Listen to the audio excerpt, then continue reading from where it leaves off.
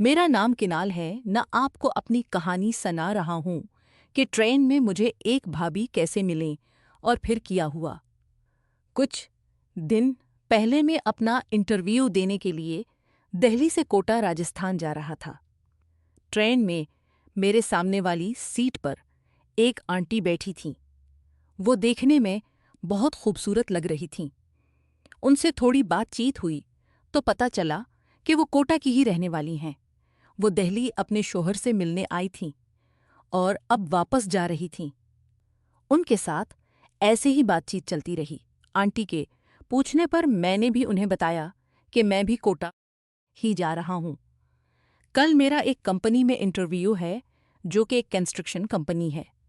चूंकि हम दोनों को ही कोटा जाना था तो आंटी से ऐसे ही उधर उधर की बातें होती रहें। मैं पूरे रास्ते उनको ही देखता रहा। वो बहुत खूबसूरत लग रही थीं। शायद ये बात आंटी ने भी नोट कर ली थी, मगर के करीब ट्रेन ने हमें कोटा उतार दिया। रात के ट्रेन ने हमें कोटा उतार दिया। हम दोनों साथ ही उतरे थे तो मैंने उनकी मदद भी की। उनका बैग मैंने ही उठा रखा था क्योंकि मेरा बैग छोटा था और उनका बड़ा। फिर हम स्टेशन के बाहर आ गए। वो मुझसे पूछने लगे कि रात में कहाँ रुकोगे। मैंने कहा मैं किसी होटल में रुक जाऊंगा। इस पर उन्होंने कहा अगर तुम्हें कोई मसला ना हो तो तुम मेरे घर पर रुक सकते हो। मुझे भी तुम्हारी मदद की ज़रूरत है। मैंने पूछा कैसी मदद? वो बोली मेरा घर पास ही है मगर ट्रेन को मेरा बहुत भारी है। तुम प्लीज़ मेरा बैग मेरे घर तक ले पड़ेगा और मेरा बैग बहुत भारी है। तुम प्लीज़ के बात तो ठीक कह रही हैं और रात भी हो रही है। पता नहीं होटल में कमरा आने है। पता नहीं मैं कमरा मिलेगा या नहीं। इससे बेहतर है उनके घर ही रुक जाऊं। सुबह निकल जाऊंगा। तो मैंने ओके कहा और उनका बैग उठाकर हम दोनों चल दिए। थोड़ी देर में ही हम उनके घर पहुंच गए। उन्होंने गेट खोला और मुझे अंदर आने को कहा। मैं अंदर गया और शुक्रिया बोलकर बैठने की इजाज़त मांगी। वो बोली शुक्रिया तो मुझे कहना चाहिए। तुमने मेरी इतनी मदद की है। तुमने मेरी इतनी मदद पड़े। मैं भी थोड़ा मुस्कुरा दिया। फिर उन्होंने पूछा खाने में क्या खाओगे? मुझे भूख लग रही थी तो मैंने कहा आंटी चावल बना लो, जल्दी बन जाएंगे। उन्होंने ओके कहा और बोली मैं कपड़े बदल कर आती हूँ। तब तक तुम सामने वाले कमरे में जाकर कपड़े बदल लो। आंटी ने मुझे एक तौलिया देकर अपने कमरे में चली गईं। मैं भी हाथ मुँह धोकर अपने कपड़े बदली गईं। मैं भी हाथ मुँह धोकर अपने कपड़े बदल लिए, लोअर और टी शर्ट पहन ली। थोड़ी देर बाद आंटी अपने कमरे से निकल कर आईं। मैं उन्हें देखता ही रह गया। वो बहुत खूबसूरत लग रही थीं। मैं खामोशी से देखता रहा। उस पर वो बोली क्या हुआ? अच्छी नहीं लग रही हूँ क्या? मैंने कहा आप तो सच में बहुत अच्छी लग रही हैं आंटी। वो बोली मैं तुम्हें आंटी दिखती हूँ क्या? मैं चुप रहा। फिर उन्होंने कहा तुम मेरा नाम ले सकते हो या भाभी बोल सकते हो। मैंने सोचा भाभी बोलना ज्यादा मुनासिब है। फिर उन्होंने दोबारा पूछा अब बताओ कैसी लग रही हूँ? मैंने कहा बहुत अच्छी लग रही हो भाभी। वो मुस्कुराईं। वो मुस्क दें और खाना बनाने रसोई में चली गईं। मैं अपने फ़ोन में मसरूफ़ हो गया। थोड़ी देर बाद भाभी ने आवाज़ दी किनाल उधर आओ। मैं उनके पास गया और कहा जी भाभी बताएं। उन्होंने कहा खाना कहाँ खाओगे? मेरे कमरे में चलो। मैंने कहा ठीक है। उन्होंने मुझे प्लेट और गिलास देकर कहा तुम ये लेकर चलो मैं खाना लाती हूँ। मैं भाभी के कमरे में दाखिल हुआ तो वहाँ परफ्यूम की बहुत प्यारी खुशबू भरी हुई थी। बेड पर उनके कपड़े पड़े हुए थे। तभी भाभी आ गईं और बोली खड़े क्यों हो, बैठो। मैंने कपड़ों की तरफ निकुशाबातर इशारा करके कहा भाभी आपके कपड़े पड़े हैं। उन्होंने देखा तो माफ़ी मांगकर उठा लिए और मुझे बैठने को कहा। मैं प्लेट एक तरफ रखकर बैठ गया। फिर मैंने पूछा आप कौन सा परफ्यूम इस्तेमाल करती हैं? कुल ये महक आ रही है। कमरे में बहुत अच्छी महक आ रही है। वो हंस कर बोली ये सब लेडीज़ वाला परफ्यूम है, तुम्हारे मतलब का नहीं। फिर वो खाना लगाने लगीं। खाना खाते हुए हम बातें कर रहे थे। भाभी ने पूछा खाना कैसा लगा? मैंने कहा बहुत अच्छा है। फिर पूछा घर कैसा लगा? मैंने कहा घर भी अच्छा है। फिर आहिस्ता से पूछा और घरवाली कैसी लगी? मैं थोड़ा हैरान हुआ और कहा वो भी बहुत अच्छी हैं। वो शुक्रिया कहकर खाना खाने लगें। हम दोनों मुस्कुरा रहे थे और एक दूसरे से नजरें बचा रहे थे। फिर भाभी ने पूछा इंटरव्यू का वक्त क्या है? मैंने कहा कल 11 बजे। मैंने कहा कू। वो बोली फिर कोई मसला नहीं, मैं तुम्हारे लिए नाश्ता बना दूंगी, खा कर जाना। मैंने ओके कहा। खाना खत्म होने के बाद भाभी अपने काम में लग गईं और मैं उनके कमरे में ही लेटा रहा। काम खत्म करके वो वापस आईं और बोली कुछ और बताओ। मैंने पूछा क्या पूछना चाहती हैं? वो बोली अगर तुम्हारी नौकरी यहां लग गई तो तुम कहाँ रहोगे? मैंने कहा किराए कमरा लेना पड़ेगा। वो बबू क्यों तुम मेरे घर पर ही रह सकते हो? मैंने कहा नहीं भाभी, कब तक रहूंगा? वो बोली जब तक तुम चाहो। मैंने कहा ऐसे मुझे अच्छा नहीं लगता।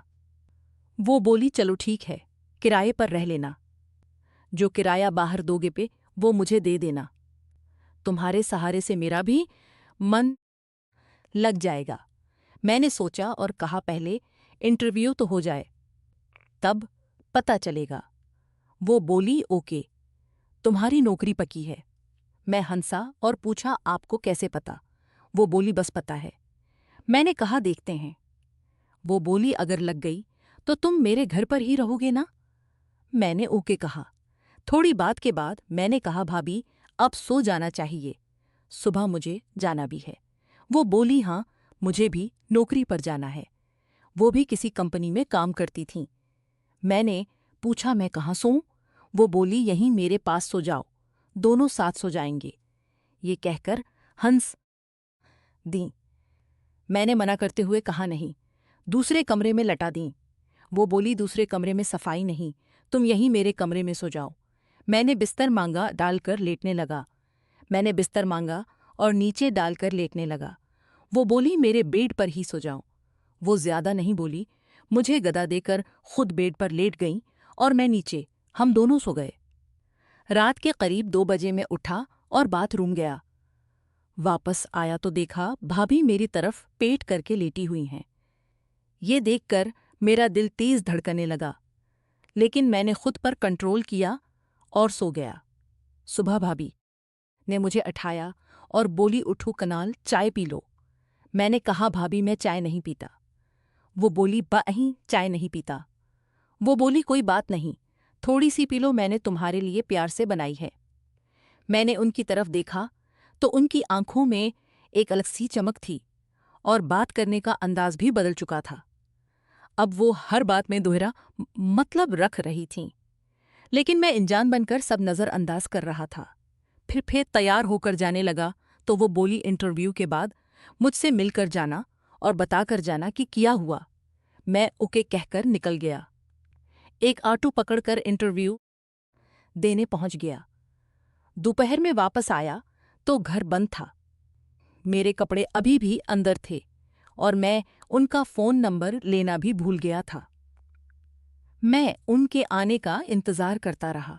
शाम को वो आईं। जीन्स और शर्ट में अच्छी लग रही थीं। आते ही बोली ओ माफ़ करना, मैं भूल ही गई थी। गेट खोला और अंदर आने को कहा। फिर बोली थोड़ा रुको, मैं कपड़े बदल कर आती हूँ। कपड़े बदल कर आईं, मैं कपड़े बदल कर आती हूँ।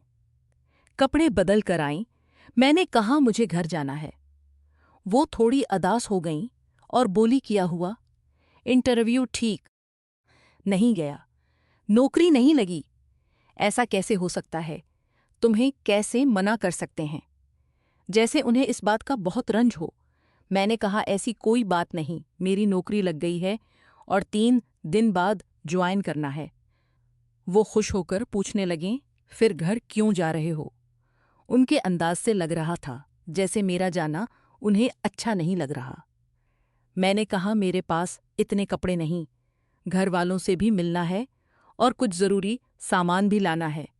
वो उम्मीद भरी नज़रों से पूछे वापस तो आओगे ना? उनकी आंखों से साफ लग रहा था जैसे मेरे बगैर उनका मन नहीं लग रहा। मैंने कहा ज़रूर आऊँगा। वो थोड़ी खुश हो गईं और पूछा कब जाओगे? ट्रेन कब की है? मैंने कहा कल सुबह की है। रात की ट्रेन में सीट नहीं मिली। वो बहुत खुश हो गईं और बोली ओके, तो आज तुम्हारे लिए कमरे की सफाई करते हैं और शाम को पार्टी करते हैं। मैंने पुप्पा पार्टी क्यों? वो बोली तुम्हारी नौकरी लगी है इसलिए, चलो पार्टी दो। मैंने कहा मेरे पास इतने पैसे नहीं। वो बोली कोई बात नहीं, पार्टी में दे दूंगी, जब तुम्हारी तनख्वाह आए तो वापस कर देना। फिर हमने खाना खाया और कमरे की सफाई करने लगे। सफाई करते करते देर हो गई। भाभी ने पूछा खाना घर पर खाओगे या बाहर? मैंने कहा घर पर ही। फिर पूछा और पीना? मैं थोड़ा हैरान हुआ। वो बोली ड्रिंक नहीं करते। मैंने कहा करता हूँ। वो बोली बस तो तय हो गया, तुम बाहर से बोतल ले आओ, मैं खाना तैयार करती हूँ।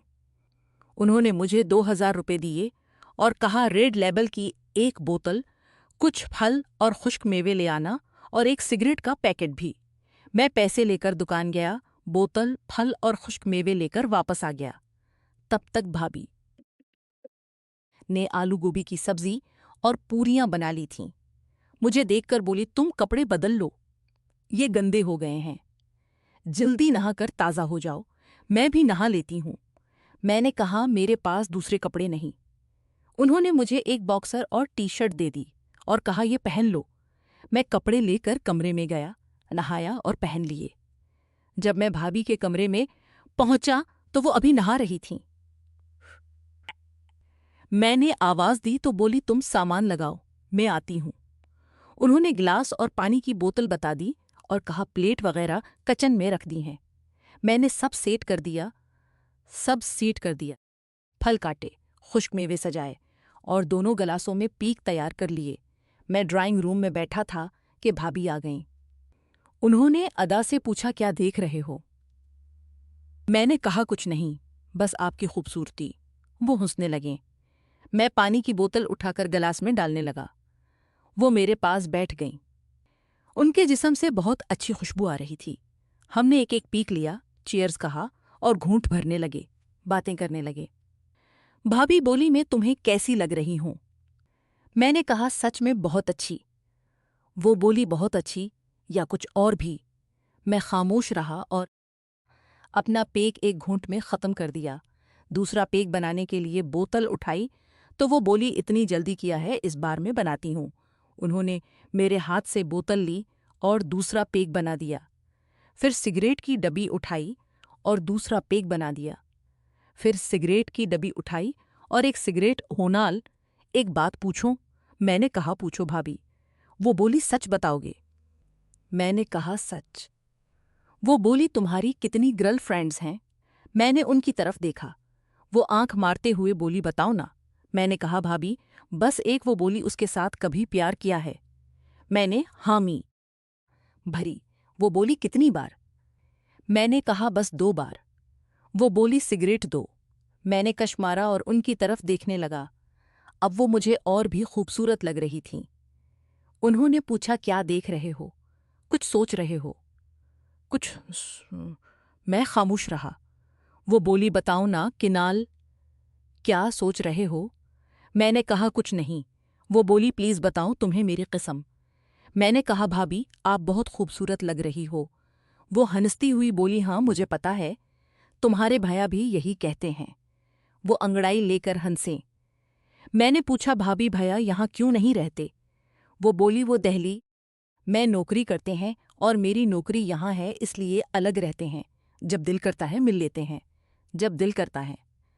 अभी मैं उनसे मिलने ही गई थी, कभी वो भी आ जाते हैं। मैं खामोश रहा। वो बोली तुम बताओ अपनी गर्लफ्रेंड से कैसे मिलते हैं? वरना कोई बात नहीं। इस दौरान हमारे गिलास खाली हो गए थे। भाभी ने बोतल उठाई और पेक बनाने लगी। हमने पेक ख़त्म किए और मैंने सिगरेट जला ली।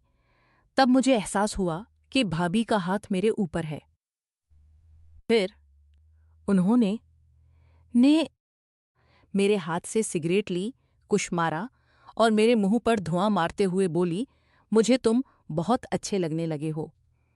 मैंने कहा भाभी आप भी मुझे बहुत अच्छी लगती हो, मगर क्या करूं आपकी शादी हो चुकी है, वरना मैं अभी आपसे शादी कर लेता। ये कहकर मैं हंस पड़ा। शादी तो मैं भी तुमसे नहीं कर सकती, मगर तुम मेरे साथ कुछ भी कर सकते हो। मैंने सोचा और कहा, कुछ भी।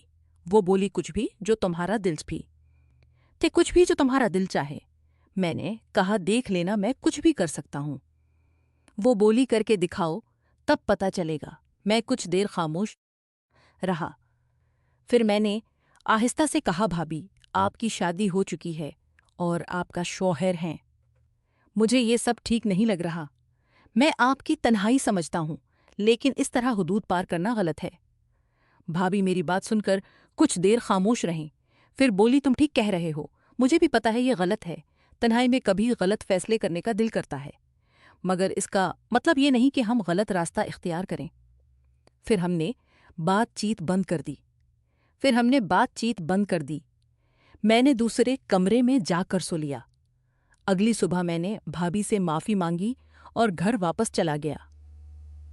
नो लग चुकी थी, इसलिए कुछ दिन बाद मैं कोटा आया, लेकिन अलग कमरा लेकर रहा। भाभी से कभी राब्ता नहीं किया।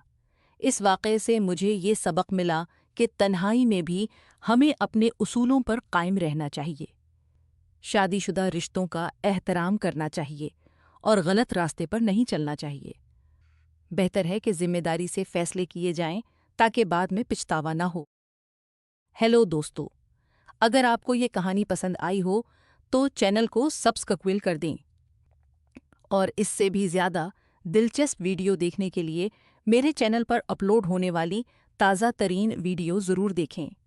उम्मीद है कि वो वीडियो भी आपको बहुत पसंद आएगी।